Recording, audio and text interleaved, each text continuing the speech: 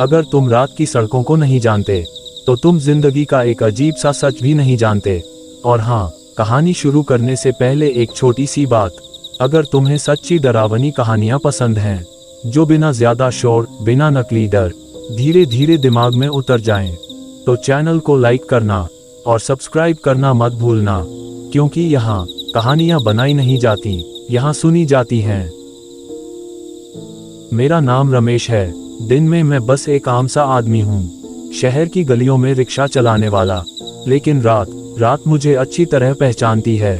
उस दिन भी कुछ खास नहीं था। शाम के करीब 8:30 बजे मैंने रोज की तरह अपना रिक्शा निकाला। थोड़ी ठंड थी, सड़क पर पीली पीली लाइटें और हवा में अजीब सी खामोशी। शहर सो नहीं रहा था, बस सांस ले रहा था। मैं कोई पहली बार रात में रिक्शा नहीं चला रहा था। सैकड़ों रातें, हजारों सवारियां, हर तरह के लोग देखे हैं, नशे में धुत, रोते हुए, लड़ते हुए, और कुछ जो चुप रहते हैं, लेकिन उनकी चुप्पी बहुत कुछ कह जाती है। करीब 10 बजे के आसपास सड़कें खाली होने लगीं, दुकानों के शटर गिरने लगे, कुत्तों की आवाजें बढ़ गईं और इंसानों की कम। मैं सोच रहा था, आज ज्यादा देर नहीं चलाऊंगा, बस 2-3 सवारी, फिर घर। मेरी बीवी इंतजार करती होगी, बच्चा सो चुका होगा और घर में वही पुरानी बल्ब की पीली रोशनी। तभी मेरे रिक्शे के सामने एक आदमी ने हाथ उठाया। मैं रुका। वो आदमी ठीक ठाक था, कपड़े साफ, आवाज में जल्दी। उसने बस इतना कहा, भैया स्टेशन तक। मैंने रिक्शा मोड़ा और चल पड़ा। सड़क लंबी थी और स्टेशन का रास्ता उस पुराने मैदान के पास से जाता था। वही मैदान जहां दिन में बच्चे खेलते हैं और रात में कोई नहीं जाता। मैं पैडल मार रहा था और वो आदमी पीछे चुपचाप बैठा था। इतनी चुप्पी कि मुझे बार बार पीछे देखने का मन हो रहा था। मैंने हल्की आवाज में पूछा, भैया देर हो रही है, ट्रेन छूट न जाए।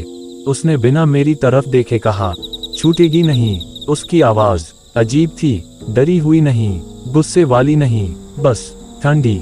स्टेशन पहुंचकर वो बिना कुछ कहे उतर गया और किराया देकर अंधेरे में गायब हो गया। मैंने सोचा, चलो एक सवारी और मिल गई। लेकिन उस समय मुझे क्या पता था, ये रात यहीं खत्म नहीं होने वाली। मैंने रिक्शा मोड़ा और वापस उसी खाली सड़क की तरफ चल पड़ा। हवा अब और ठंडी थी और चांद बादलों के पीछे छुप रहा था। और तभी सड़क के किनारे मैंने किसी को खड़ा देखा। एक औरत सफेद साड़ी में और उसकी गोद में एक बच्चा। मैंने ब्रेक दबाया और यहीं से मेरी जिंदगी की सबसे डरावनी रात शुरू हुई। मैंने ब्रेक दबाया, रिक्शा हल्का सा चरमराया और सड़क के किनारे रुक गया। वो औरत बस खड़ी थी, सफेद साड़ी, बाल खुले हुए और गोद में एक छोटा सा बच्चा। उसने हाथ उठाया, लेकिन अजीब बात ये थी, उसके हाथ उठाने में कोई जल्दी नहीं थी, कोई मजबूरी नहीं थी, जैसे वो जानती हो कि मैं रुकूंगा ही। मैंने हल्की आवाज में पूछा, कहाँ जाना है बहन? उसने मेरी तरफ देखा, सीधा, बिना पलक झपकाए, और बहुत आराम से बोली, शिव मंदिर के पास। मेरा दिल एक पल को रुक सा गया। शिव मंदिर, वो मंदिर जो शहर से बाहर पुराने हाईवे के पास है, जहां रात में कोई नहीं जाता। मैंने कहा, बहन रात हो गई है, वहां तक जाना थोड़ा मुश्किल है। वो मुस्कुराई, लेकिन उस मुस्कान में कोई गर्मी नहीं थी। डरते हो? उसने पूछा। मैंने जबरदस्ती हंसते हुए कहा, नहीं, बस रास्ता सुनसान है। उसने नीचे बच्चे की तरफ देखा और बोली, मेरा बच्चा बहुत बीमार है। मैंने बच्चे की तरफ देखा। वो बच्चा बहुत शांत था, ना रोना, ना हिलना, ना कोई आवाज। इतनी छोटी उम्र में इतनी चुप्पी। मैंने मन ही मन सोचा, शायद सो रहा होगा। मैंने रिक्शे का हैंडल पकड़ा और कहा, ठीक है, बैठ जाए। वो बिना आवाज किए रिक्शे पर बैठ गई। रिक्शा चल पड़ा और तभी मुझे कुछ अजीब सा महसूस हुआ। वजन, रिक्शा जितना भारी होना चाहिए था उतना नहीं लग रहा था। मैंने पीछे झांक कर देखा, वो औरत सीधे बैठी थी, बच्चा गोद में, और उसकी आंखें सड़क पर नहीं, मुझ पर थीं। मैंने निगलते हुए पूछा, बहन बच्चा सो रहा है क्या? उसने जवाब नहीं दिया। मैंने फिर पूछा, तबीयत ज्यादा खराब है क्या? तभी उसने बहुत धीमी आवाज में कहा, ये अब नहीं रोता। मेरे हाथ अपने आप हैंडल पर कस गए। हवा ठंडी हो गई, इतनी ठंडी कि मेरे कानों में झुनझुनी होने लगी।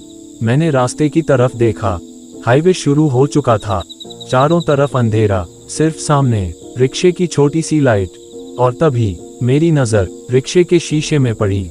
पीछे उस औरत की परछाई सामान्य नहीं थी। उसकी गर्दन थोड़ी लंबी लग रही थी और बच्चे की परछाई हिल नहीं रही थी। मैंने एक झटके में शीशा हटाया और पीछे देखा। वो औरत अब भी वहीं थी, सीधी, शांत और मुस्कुराती हुई। उसने अचानक कहा, तुम बहुत अच्छे हो रमेश। मेरा खून जैसे जम गया। मैंने कांपती आवाज में पूछा, आपको मेरा नाम कैसे पता? उसने बच्चे के सिर पर हाथ फेरा और बोली, हमें सब पता होता है। उस पल मुझे समझ आ गया, मैंने उस रात बहुत बड़ी गलती कर दी थी।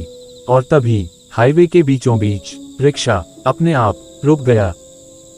रिक्शा अचानक बीच सड़क पर रुक गया, बिना किसी झटके के, बिना ब्रेक लगाए, जैसे किसी ने नीचे से पहियों को पकड़ लिया हो। मैंने हैंडल घुमाया, एक्सीलेटर दबाया, 2 बार चाबी घुमाई, लेकिन इंजन ने कोई आवाज तक नहीं की। हाईवे के बीच खड़े होकर मैं समझ गया कि अब ये कोई मामूली खराबी नहीं है। इस सड़क पर रात के 3 बजे मशीनें भी बहाने नहीं बनाती, यहाँ कुछ और ही रुकवाता है। पीछे बैठी औरत बिल्कुल शांत थी, इतनी शांत कि उसकी सांस तक सुनाई नहीं दे रही थी। इंसान चाहे कितना भी चुप हो, सांस तो लेता है, सीने में हल्की सी हलचल तो होती है। लेकिन वहां कुछ भी नहीं था, जैसे हवा ने पीछे की सीट को खाली छोड़ दिया हो। मैंने डरते डरते कहा, बहन, रिक्शा शायद खराब हो गया है, थोड़ा इंतजार करना पड़ेगा। उसने जवाब नहीं दिया। मैंने दोबारा पीछे मुड़कर देखा। सफेद साड़ी अब पहले जैसी नहीं लग रही थी। वो कपड़ा नहीं, किसी ठंडी चीज की परत लग रही थी, जैसे कोहरा किसी इंसानी शक्ल में जम गया हो।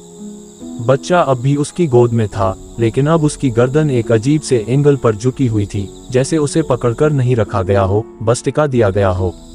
मेरे मुंह से अनजाने में निकल गया, बहन, बच्चा ठीक तो है ना?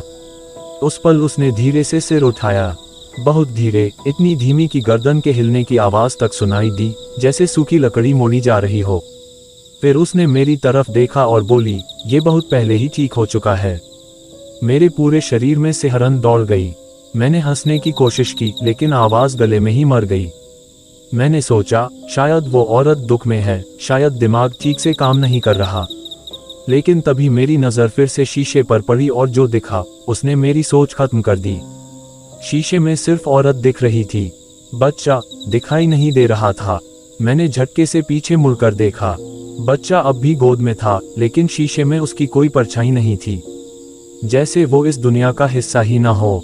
मेरे हाथ कांपने लगे, पसीना पीठ से बहने लगा और मन में एक ही आवाज गूंज रही थी, तूने बहुत बड़ी गलती कर दी है रमेश। तभी वो औरत थोड़ा आगे झुकी, इतनी पास कि मुझे उसकी ठंडी सांस गर्दन पर महसूस हुई। उसने मेरे कान के पास फुसफुसा कर कहा, तुम्हें पता है, जो रात 3 बजे लिफ्ट मांगता है वो जिंदा नहीं होता। मेरी आंखों के सामने अंधेरा छाने लगा। दिल इतनी जोर से धड़क रहा था कि लग रहा था अभी सीना फाड़कर बाहर आ जाएगा। मैंने भगवान का नाम लिया, आंखें बंद की और पूरी ताकत से चाबी घुमाई। इस बार इंजन स्टार्ट हो गया, लेकिन रिक्शा आगे नहीं बढ़ा, बल्कि धीरे धीरे पीछे की तरफ चलने लगा। रिक्शा पीछे की तरफ चल रहा था, धीरे, बहुत धीरे, जैसे कोई जानबूझकर मुझे उसी जगह ले जाना चाहता हो जहां से मैं कभी लौटना नहीं चाहता था। मैंने ब्रेक पर पूरा जोर लगाया, पैर कांप रहे थे, हाथ सुन्न पड़ चुके थे, लेकिन ब्रेक जैसे किसी और की मर्जी से काम कर रहा था। हाईवे की लाइटें एक एक करके पीछे छूटती जा रही थीं और सामने सिर्फ काला अंधेरा बढ़ता जा रहा था। पीछे से उस औरत की हंसी सुनाई दी। हंसी नहीं थी वो, जैसे कोई गले में फंसी हवा जबरदस्ती बाहर निकाल रहा हो। डरो मत, उसने कहा, तुम्हें वही छोड़ेंगे जहां से बुलाया गया था। मेरे दिमाग में जैसे हथौड़े चल रहे थे। मैंने कांपती आवाज में पूछा, कहाँ बुलाया गया था? उसने जवाब नहीं दिया, बस अपनी गोद में बैठे बच्चे के सिर पर हाथ फेरने लगी। और तभी मुझे एहसास हुआ कि वो हाथ बच्चे के सिर को नहीं, हवा को सहला रहा था।